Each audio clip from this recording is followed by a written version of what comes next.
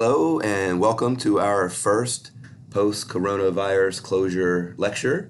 I'm going to try to walk you through some of this material through Canvas. There will be PDFs that you can read, and also I'm going to narrate certain PDFs in case you need me to walk you through them. But you learn this stuff however you can. I'm always here to help. It's whatever works for you.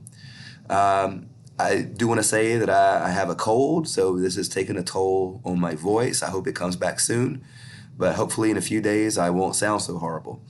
But rest assured, I did go see my physician, and I do have just a cold. I do not have COVID-19, so I'm okay. What I want to do is walk you through the sort of example I left you with the last time we met in person, which was Monday, I believe. So I want us to see one more example of how to find greatest common divisors by the Euclidean algorithm. And then I'll follow that up with one more example of how to reassemble the GCD in accordance with Bezout's theorem, which is going to be a humongous fact that we'll see later. This is going to help us understand modern cryptography, believe it or not.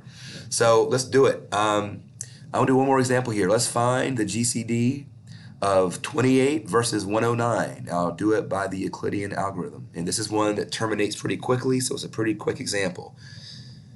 The first step, if you recall, is to take the small number 28 and long divide it into 109. It goes in 3 times. 28 3 times is 84, remainder 25. So you can see my long division right here that I just did. And remember, from this, you need to record 2 things. First of all, record what this division told you. It tells you that 109 is 3 times 28 plus 25. So write that down. 109 is 3 times 28 plus 25. This also gives you the new reduction, which is between 28 and 109. 28 is smaller, so I keep it. You replace the bigger one with the remainder. So this now becomes 25. And notice this is a much smaller problem than what we started with. We've done one step. It's an algorithm. You repeat it again. So divide 25 into 28. That goes in once, remainder 3. What does that tell me? That 28 is 1 times 25 plus 3. Write it down. 28 is 25 plus 3. You also have a reduction between 28 and 25. 25 is smaller, so you keep it. Replace the big one by the new remainder, which is 3. So now I'm down to GCD of 25 and 3. Do it again. Step 3. Divide 3 into 25. 3 into 25 clearly goes 8 times, because 3 times 8 is 24, remainder 1. That tells us that 25 is 8 times 3 plus 1, and gives you a new reduction of GCD of 3 versus the new remainder, which is 1. Now here you can already see the GCD of 3 and 1 has to be 1, which means that GCD is 1, which means that GCD is 1, which means our original GCD is going to be 1. Okay, but here's the last step, just to be official. Divide 1 and 3, it goes in perfectly 3 times, remainder 0. Remainder 0 means the algorithm stops. When the algorithm stops, the GCD is the previous remainder, which in our case was 1. Therefore, we've learned the GCD of 28 and 109 is 1. Now, this is going to be really important. I cannot overemphasize how important this is when we start doing modern crypto. 28 and 109 have a GCD of 1, and 1 as a GCD is very, very special. This situation is so special that it gets its own name.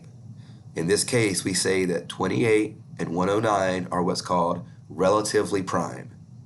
So we can say that 28 and 109 are relatively prime to each other because their GCD is 1. We'll see why later. For the second part of this example, I want to use this information to reassemble the GCD. And I'm going to do this in order to demonstrate for you the truth of Bezout's theorem. So Bezout's theorem says whatever the GCD is, in our case 1, that GCD of 1 in this case can always, always, always be written by adding some multiple of 28 to some multiple of 109. So I can amplify 28 by some multiplier, 109 by some multiplier, and add them up and get 1. Here's how we do it. If you recall what I said before break, what we do is we use these 3 pieces here, in reverse order. You use 3 first, then you use 2, then you use 1. And it's always, always, always, make this be your mantra, it's always about the remainder. 1, 3, 25. Let's do it. The GCD is 1. What is 1? We start with step 3. Step 3 tells you what 1 is. 1 is 25, subtract 8 times 3. Just write that down. 25 minus 8 times 3.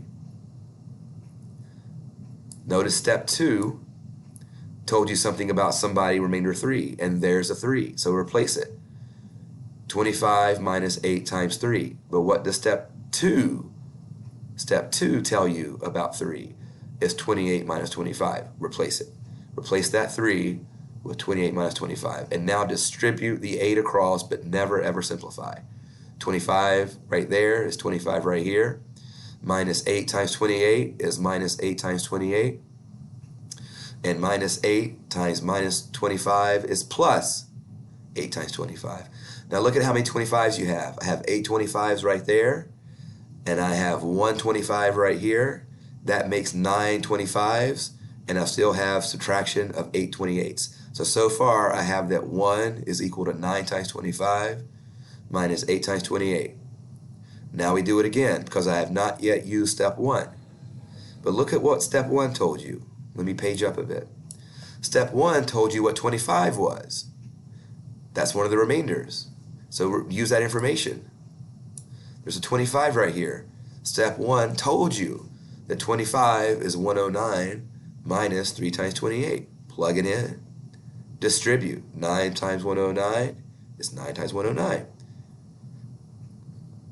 9 times negative 3 by 28 is negative 27 times 28. And then I still have my minus 8 times 28 hanging out here.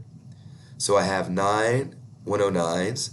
I have minus 27 28s. And I have negative 8 more 28. So how many 28s do I have altogether? Negative 35. And we're done. Because my ingredients were 28 and 109.